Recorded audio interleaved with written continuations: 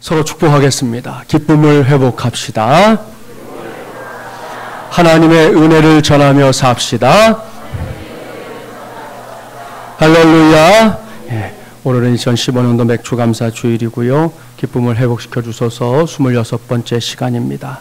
오늘이 그런 날이기 때문에 오늘은 감사합시다. 하나님의 힘으로 말미암아 사는 삶을 이라는 제목으로 하나님의 말씀을 전하도록 하겠습니다.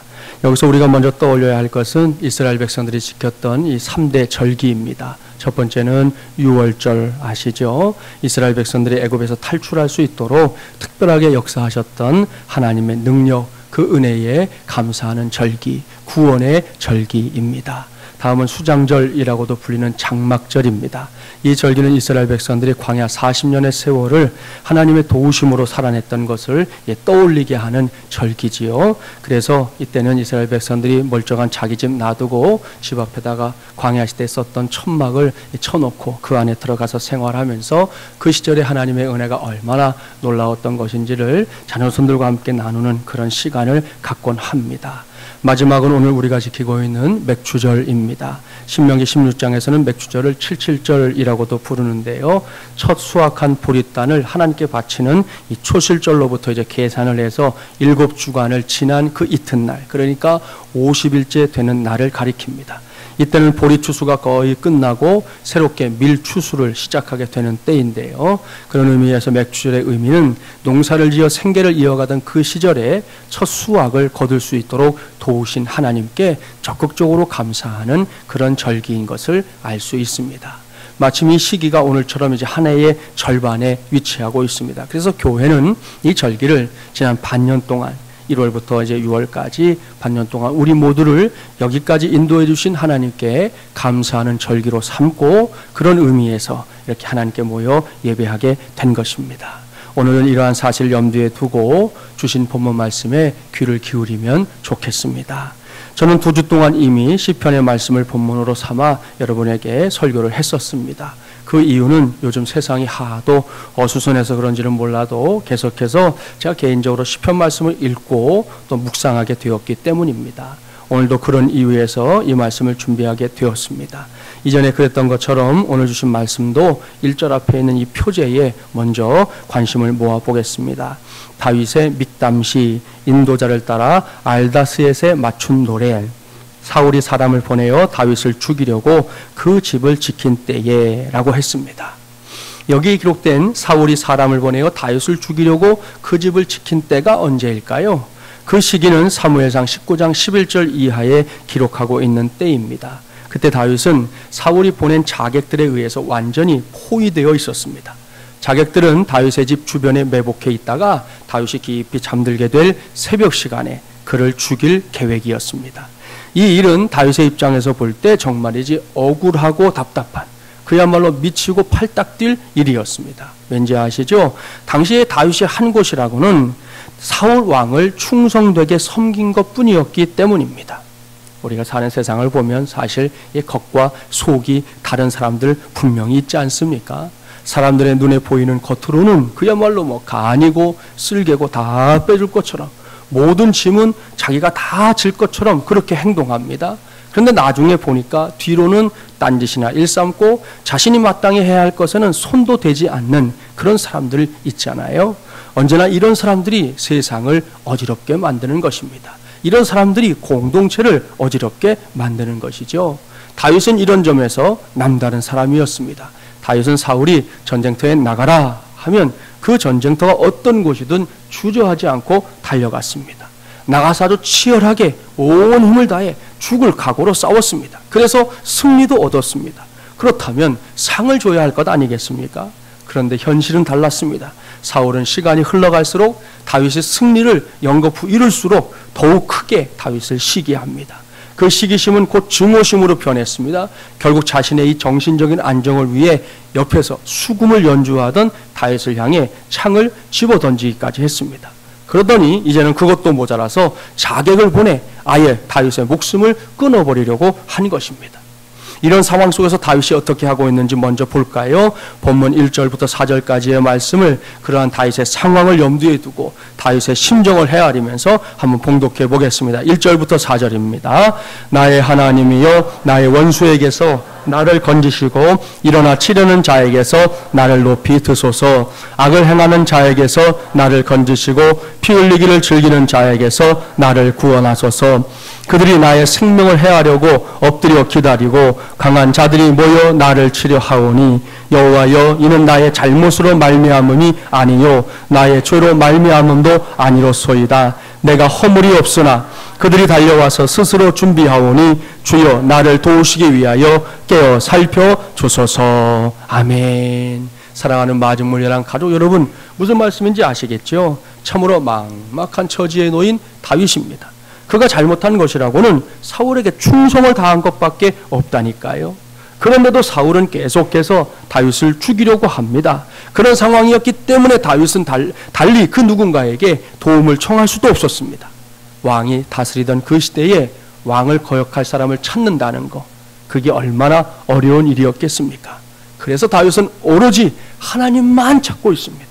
그저 하나님만 목이 터져라 불러대고 있는 것입니다. 그런데 그렇게 간절한 마음으로 하나님을 찾던 다윗이 어느 순간인가 번뜩하고 깨닫게 된 영적인 원리가 있습니다. 그것이 뭘까요? 본문 9절 말씀이 바로 그 깨달음인데요. 함께 봉독해 봅니다. 9절입니다. 하나님은 나의 요새이시니 그의 힘으로 말미암아 내가 주를 바라리라. 아멘. 사랑하는 여러분, 오늘은 이 말씀이 매우 중요합니다. 이미 말씀드린 대로 사울왕이 자객까지 보내어 다윗을 죽이려고 하는 마당에 다윗이 의지할 사람은 그 어디에도 없었습니다. 얼마나 막막한 일입니까? 그러나 다윗은 거기서 포기하지 않았습니다. 다윗은 그렇게 막막한 상황 속에서도 자신에게 가장 큰 도움, 큰 힘이 되어줄 분이 살아있음을 확신하게 되었습니다. 그분은 바로 하나님입니다. 그리고 그 하나님의 힘이었습니다. 그래서 다윗은 확신에 찬 고백을 남기고 있습니다. 하나님의 힘으로 말미암아 내가 주를 바라리이다. 저는 여기서 오늘 전하는 말씀의 제목을 정했습니다. 감사합시다. 하나님의 힘으로 말미암아 사는 삶을 이라는 제목 말입니다. 이 제목을 놓고 여러분도 한번 곰곰이 생각해 보세요. 저도 여러분도 이 세상을 살아가면서 한 번뿐인 인생을 살아가면서 이 제목의 의미가 무엇인지를 체험하게 될 때가 있지 않았습니까? 분명히 있습니다. 한번 꼽아볼까요? 내가 의기소침해져 있을 때, 내가 낙심에 빠져 있을 때, 내가 더 이상 아무런 의욕도 발휘하지 못할 때, 내가 예기치 못했던 어떤 공경에 처하게 되었을 때, 내가 세워놓았던 여러 계획들이 다 수포로 돌아갔을 때, 그렇게 더 이상 그 무엇을 하고 싶은 생각조차 하지 못하고 그저 망연자실하고 있을 때, 그럴 때 누군가 내게 다가와서 나를 응원해주고 나의 용기를 북돋아 주었던 그런 일들 말입니다. 이런 사람과의 만남을 제가 만남의 축복이라고 부른다는 거 우리 마중물려랑 가족들은 다 알고 있을 겁니다. 그렇습니다. 이런 일이 바로 진정한 만남의 축복이지요. 그리고 그러한 만남의 축복은 우리가 세상을 살아가면서 인생을 살아가면서 반드시 받아야 할 복 중에 하나인 줄 믿습니다. 왜입니까? 한 사람의 인생을 세우는 데 있어서 반드시 필요한 것 중에 하나가 바로 이 만남의 축복이기 때문입니다. 옳습니다. 이 세상에 그 누구도 자신의 인생을 홀로 스스로의 힘만으로 세울 수 있는 사람은 없습니다. 그렇게 생각하려고 하는, 그렇게 착각하고 싶어 하는 사람들만이 있을 뿐이지요. 항상 주변을 살펴보세요. 내 주변을, 다른 사람들의 주변을 이렇게 살펴보면 반드시 만남의 축복으로 그 역할을 담당해 주었던 또 다른 사람들이 그들 주변에, 내 주변에 있었다는 것을 알 수 있습니다. 그렇습니다. 솔직하게 말해서 우리는 살아가면서 분명히 나 혼자의 힘으로는 할 수 없는 일들을 참 많이 만나며 살아갑니다. 그럴 때 누군가 힘이 되어줄 수 있는 사람이 내 옆에 있다면, 내가 그런 사람과 함께 있을 수 있다면 그것만으로도 얼마나 큰 힘이 되는지 모릅니다. 오늘은 이것을 운전을 배우는 일에 한번 비유해 보려고 합니다. 여러분 중에 운전을 하고 있는 성도들은 초보 운전 시절을 이렇게 떠올리면 좋을 거예요. 무엇이든지 그렇지만 운전도 이 초보일 때는 별의별 일들을 다 경험하게 되지 않습니까?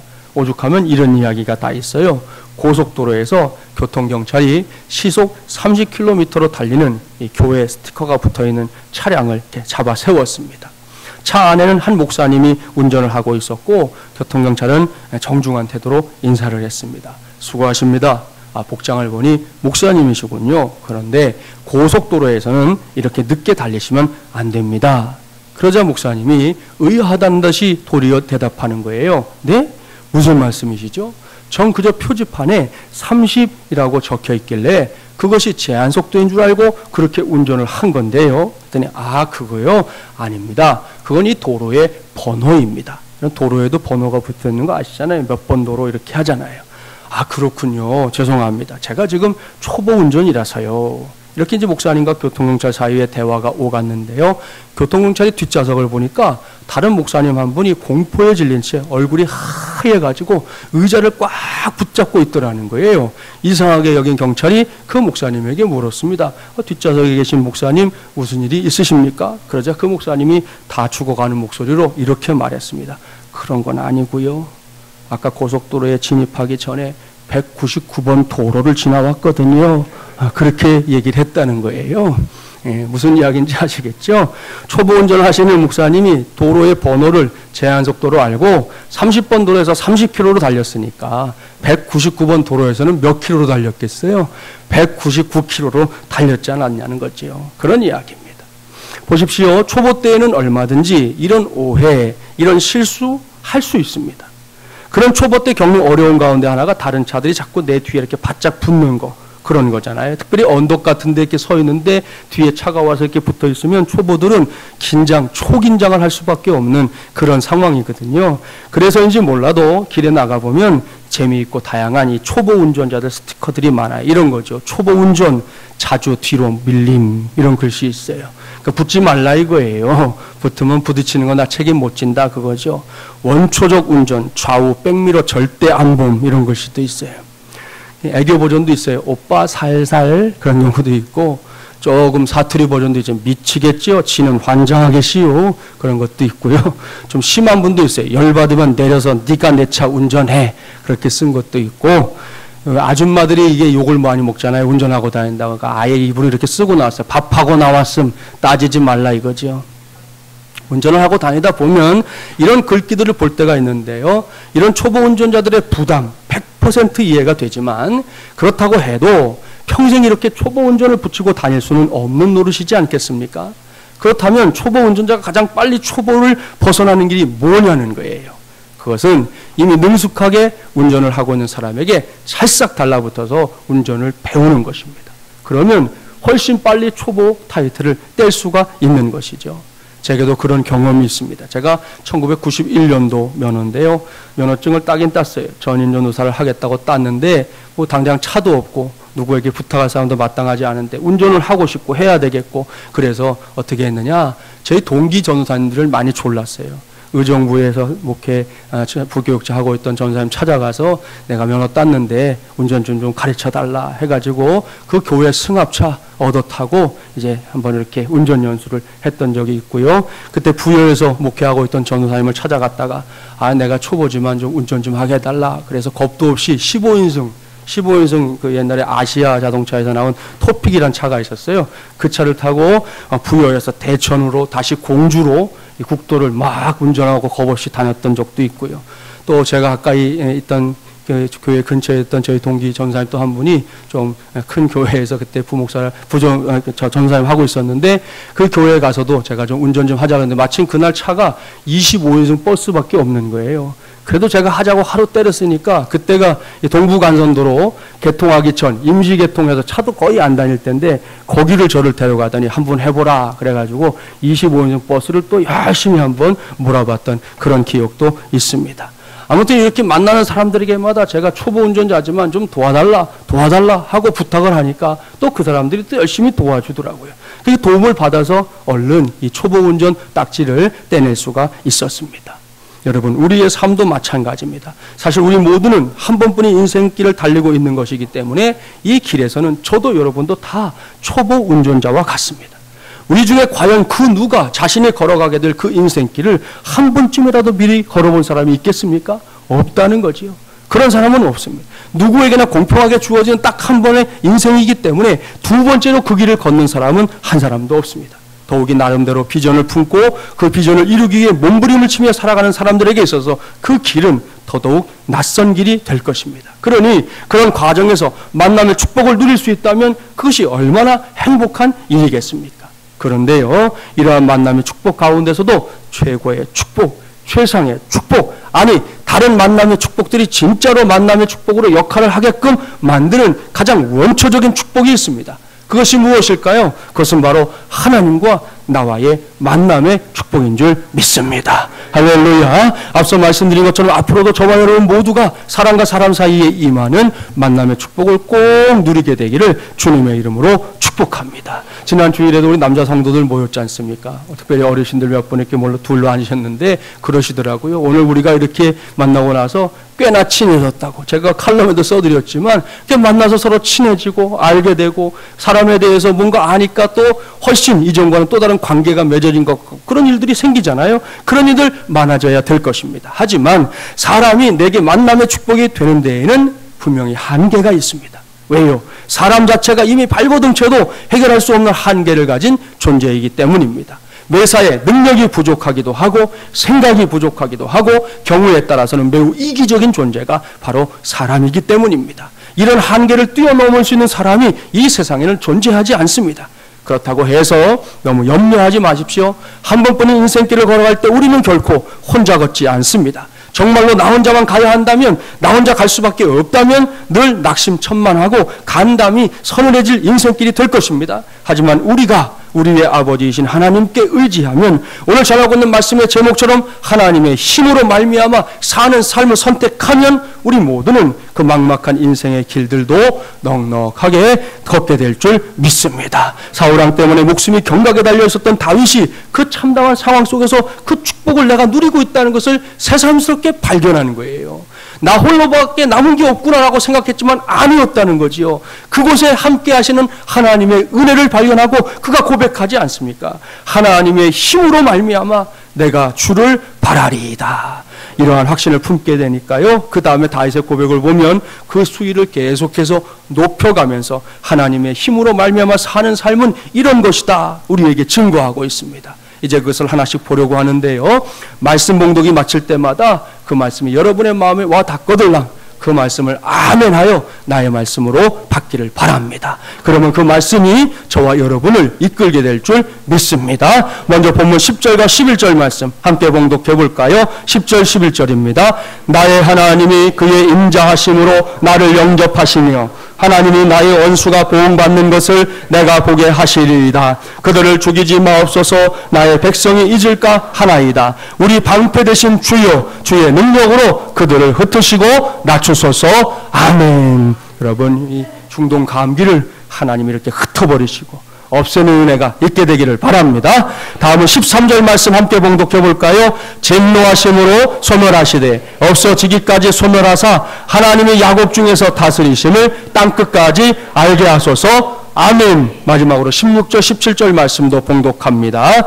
나는 주의 힘을 노래하며 아침에 주의 인자하심을 높이 부르오리니 주는 나의 요새이시며 나의 환난 날에 피난처심이니이다. 나의 힘이시여 내가 주께 찬송하오리니 하나님은 나의 요새이시며 나를 긍휼히 여기시는 하나님이신이니이다. 아멘. 할렐루야. 사랑하는 마중물이란 가족 여러분 보십시오. 이 모두가 하나님과의 만남의 축복을 누리고 있는 다윗이 남긴 확신에 찬 고백입니다. 이 모두가 다 하나님의 힘으로 말미암아 사는 삶의 고백이라는 말씀이에요. 다윗은 하나님의 인자하심을 확신하고 있습니다. 어려움이 없어서요? 아니요. 지금 생명이 왔다 갔다 하는 상황인데도 하나님은 인자하시더라는 거예요. 하나님께서 방패가 되어주시는 삶을 고백하고 있습니다. 나의 하나님께서 땅끝까지 다스리시는 통치자이신 하나님이심을 찬양하고 있습니다. 어디 그뿐입니까? 나의 힘이신 하나님께서 요새가 되어주시고 환난 날에는 피난처가 되어주신다고 다윗은 굳센 확신 가운데 외치고 있습니다. 언제까지요? 다윗의 생애가 끝나기까지입니다. 우리도 마찬가지입니다. 우리도 우리의 힘만으로는 이 세상을 살아갈 수가 없습니다. 요즘 세상이 돌아가는 모습을 잘 보십시오. 그 소용돌이 속에서 나는 과연 어떤 존재입니까? 중동 감기 하나에 온통 벌벌벌벌 떠는 사람들이 넘치는 세상입니다.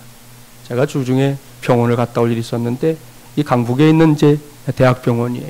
예전 같으면 뭐 사람들이 넘칠 텐데 정말 깜짝 놀랐습니다. 그렇게 사람이 없을 수가 있어요? 야, 우리나라 사람들 정말 대단하구나. 다시 한번 생각했어요. 사람이 없어요, 사람이. 그런가 하면 저 멀리 유럽의 그리스가 국가 부도에 지금 직면해 있는데 그 일이 이 땅에 살고 있는 내게 영향을 미치고 있습니다. 우리에게 복음을 전해줬던 미국에서는 동성애 결혼이 합법이라는 대법원 판결이 있어서 축제까지 벌어졌어요. 거기에 발맞춰 지난 주일에 서울 광장에서 열렸던 동성애자들의 퀴어 축제는 우리는 물론이고 우리의 자녀손들에게까지 커다란 고민거리로 대두되고 있습니다. 여러분, 분명한 것은 성경이 아니라고 하면 아닌 겁니다. 이유가 없습니다. 무조건 아닌 겁니다. 하나님을 능가해서 이 식을 바꿔놓을 자가 이 세상에는 존재하지 않기 때문입니다. 그런데도 이 이슈를 이야기하는 사람들마다 뭘 얘기하는지 아시죠?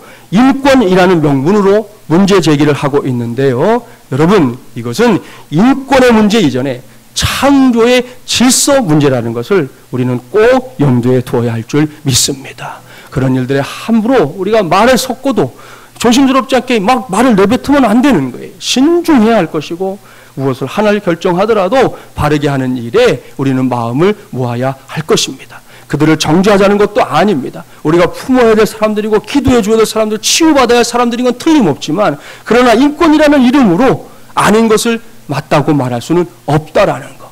적어도 예수 믿는 사람들은 투철한 생각을 가지고 이 일에 잘 대응할 수 있어야 할 것입니다. 아무튼 이렇게 세상이 흉흉합니다.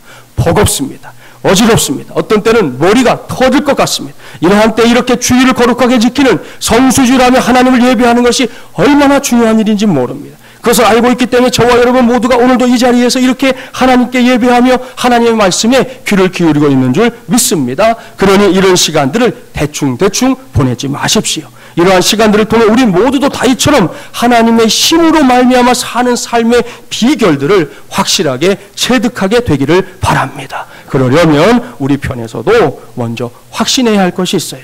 그것은 하나님의 역사가 어떠한 경우에라도 우리의 생의 마지막까지 계속될 것이라는 사실에 대해서 확신하는 것입니다.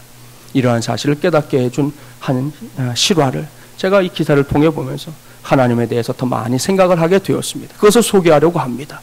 제목은 마지막 포옹이라고 하는 제목이에요. 내가 처음 세상에 태어났을 때 아빠는 내게 약속을 하나 했어. 무슨 일이 있어도 아빠가 너를 지켜줄게. 첫 걸음마를 뗄 때 넘어져 다치지 않도록, 내게 사춘기가 찾아왔을 때 나쁜 길로 빠지지 않도록, 내가 성인이 되어 이 험한 세상에 나왔을 때 상처받지 않도록, 웨딩드레스를 입은 내가 내 손을 잡고 사랑하는 사람에게로 걸어가는 그 순간까지 항상 내 곁에서 널 지켜주려 했단다.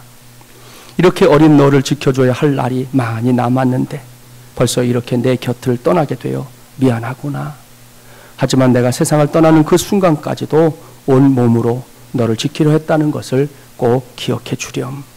그만큼 너는 내게 그리고 너희 엄마에게 너무나 소중하고 사랑하는 사람이라는 것을 말이야. 살아남아줘서 너무 고맙다. 그 작은 여린 몸으로 힘든 수술까지 잘 버텨줘서 너무나 고맙다. 먼 곳에 있어도 항상 너를 바라보고 있을게. 잊지 말아줘. 우린 항상 널 사랑하고 너와 함께 할 거란다. 사랑하는 내 딸. 지난 6월 5일 프랑스 남부 고속도로에서 자동차와 버스가 충돌하는 큰 사고가 일어났습니다. 자동차 안에 있던 사람은 유명 럭비 선수였던 제리 콜린스와 아내 알라나 마딜 그리고 딸 알리아까지 모두 3사람이었습니다. 제리와 알라나는 그 자리에서 세상을 떠났지만 태어난 지 3개월 된 딸 알라야는 살아있었습니다. 왜냐하면 아빠 제리가 사고가 난 순간 온몸으로 알라야를 안아서 보호했기 때문이었습니다. 아빠의 보호 덕에 혼자 살아남은 알라야, 생후 3개월밖에 되지 않은 알라야는 뇌수술도 받고 혼수 상태에 빠지는 등 위험한 상황이 이어졌습니다. 하지만 이제 한 달 전 일이거든요. 자신의 몸이 으스러져도 지켜낸 아빠의 사랑 덕일까요? 현재 알라야는 기력을 회복해 스스로 호흡도 가능한 상태로 회복이 되어 있는 중이라고 합니다. 사랑하는 마중물이란 가족 여러분, 여러분은 이 기사를 어떻게 생각하십니까? 저는 이 기사를 보다가 너무나도 자연스럽게 떠오르는 일이 있었습니다. 여러분, 이것은 한마디로 놀랍고도 위대한 사랑입니다. 다른 표현이 다른 게 없는 것이죠. 자신이 죽어가면서까지 온몸에 죽음의 그림자가 드리워진 그 순간에도 변함없이 아버지는 딸을 사랑했습니다. 아버지는 딸에게 무섭게 다가오고 있는 죽음의 그림자를 자신의 온 몸으로 힘을 다해서 막아내서 결국은 자기의 딸을 지켜내고야 말았습니다. 사랑하는 여러분, 이것은 우리의 아버지이신 하나님으로부터 온 사랑인 줄 믿습니다. 그 사랑이 오늘도 우리를 향하고 있습니다. 여러분, 그 사랑은 그저 말에 그치는 사랑이 아닙니다. 미사역으로 만들어진, 온통 꾸며진 그런 사랑 아닙니다. 하나님의 사랑, 그 사랑은 사랑 그 자체이고 그 사랑은 사랑의 실체입니다. 무엇보다 다윗의 고백처럼 험한 세상을 힘겹게 살아가고 있는 우리 모두에게 진정한 힘이 될 수 있는 사랑인 줄 믿습니다. 그 사랑이 지금 나를 향하고 있습니다. 당신을 향하고 있습니다. 우리를 향하고 있습니다. 우리 공동체를 향하고 있습니다. 그러니 여러분, 감사합시다. 그런 사랑 받을 자격이라고는 눈꼽만큼도 없는데도 마치 눈이 먼 것처럼 여전히 나를, 너를, 우리 공동체를 사랑해 주시고 힘이 되어 주시기를 좋아하시는 우리 하나님께 감사합시다. 그 감사가 세상을 이기는 힘이 될 줄 믿습니다. 그 감사가 우리의 삶의 자리를 바꾸어 놓는 능력이 될 줄 믿습니다. 그 감사가 지금도 중동 감기를 비롯해서 수많은 문제를 안고 있는 이 세상에 소망을 줄 수 있는 근거가 될 줄 믿습니다. 무엇보다 그 감사가 우리 안에서 잃어버렸던 기쁨을 회복하게 하는 뿌리가 될 줄 믿습니다. 이러한 믿음으로 하나님 앞에 서는 2015년도 맥주 감사절이 되기를, 무엇보다 곧 이어질 성찬식을 통해 하나님의 힘으로 말미암아 사는 비밀, 그 은혜를 발견하고 체험하고 나의 것으로 삼는 저와 여러분이 되기를 주님의 이름으로 간절히 축원합니다. 기도합시다. 전능하시고 자비로우신 하나님 아버지, 오늘도 하나님의 은혜를 생각하며 저희들이 주일에 한자리에 모였습니다. 하나님, 오늘도 주신 말씀에 귀를 기울이며 특별히 맥주 감사절, 주의 은혜에 감사하는 이 절기에 다윗이 전했던 이 말씀을 함께 나누었습니다. 하나님, 다윗은 생명의 위협을 받는 그 상황에서도 하나님의 은혜를 발견할 수 있었습니다. 그 은혜는 하나님의 힘으로 말미암아 사는 삶이었습니다. 하나님, 우리에게도 이와 같은 은혜 깨닫게 하여 주시옵소서. 하나님의 힘으로 오늘 여기까지 왔음을 우리 모두가 믿음 안에서 인정하는 날이 되게 하여 주시옵시고, 그 믿음으로 오늘 주님의 성찬에 동참케 하여 주시옵소서. 우리에게 세임을 주시고 능력을 주시고 은혜를 주시는 우리 하나님의 거룩하신 은혜를 힘있는 믿음의 종들이 될 수 있도록 이 시간 주의 성령께서 충만하게 역사하여 주셔서 우리의 입술에서는 감사의 고백이 흘러나오는 복된 주일 되게 하여 주시옵소서. 예수님의 이름으로 기도하옵나이다. 아멘.